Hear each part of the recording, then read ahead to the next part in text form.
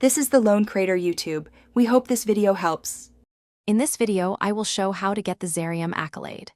Open the game and go to the achievement screen right away and locate the Accolade entry. Complete the main quest marker, the concealed side objective, and the timed arena event in any order. Save before attempting the timed event so you can retry quickly. Use micro checklists to mark progress and confirm all 3 triggers register before claiming the reward. Prepare thoroughly so the run is efficient and repeatable. Stock healing items, repair tools, and any gear that boosts movement or survivability. Visit key fast travel hubs and set a clear route connecting objective locations to reduce backtracking. If an objective is group dependent, invite reliable players and assign roles to avoid confusion. Test a dry run on low-risk tasks to confirm timing and execute the plan calmly and stick to the route you practiced.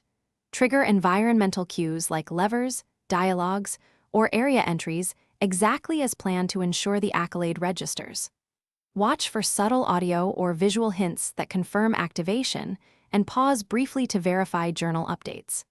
Save between each major objective so failures affect only the most recent task. Communicate clearly with team members when coordination windows open.